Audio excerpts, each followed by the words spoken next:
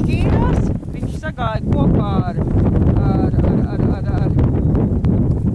Siliņu to vedeklu. Viņa dzīvoja Venceļos kolhoz laikā, viņa kopa govis tur. Jā.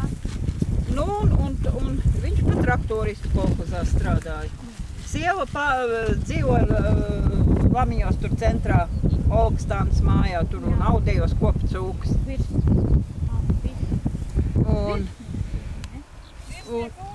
Un tad viņš, kas sagāja kopā to Siliņu, vai teikt saimnieci, jā, tad viņš dzīvoja Siliņos pats. Bet tad jau tā māja te vairs nebija tie apaļie.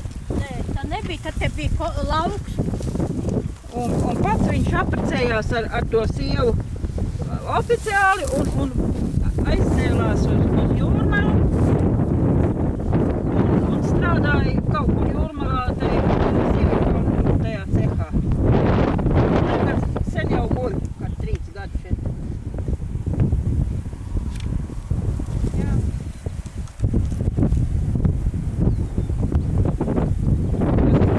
Māja paliktu vai nezinu, kaut kas tāds tur dēliem vai kam. Un arī to sievas māju Jūrmalā, jā, viņš atdeva kaimiņiem. Labs cilvēks, un mēs to saimnieces māju, to kapiņu izkopju. Nu, un pats viņš sēmēja aplapāts, viņš gribēja arī te Lamiņos, jā, kapot sievai. Es teicu, tas ir labs dēļiem, atdevu, to bēriem aicināju, kaimiņu. Nē, esot ne sievas krustmeitai atdevis, ne saviem dēliem tur Jūrmals māju, bet kaimiņam, kas viņu veda tev uz kapiņiem, atdevs to sievu, jā, un kopā strādāja. Atdeva svešiem cilvēkiem māju, 2 istabiņas virtuvis, pats bija iztaisījis vannas istabu, un dārziņš bija pagrams bija. Jā, tā pasaulīt aiziet. Pat tad tiešām 2 dēli.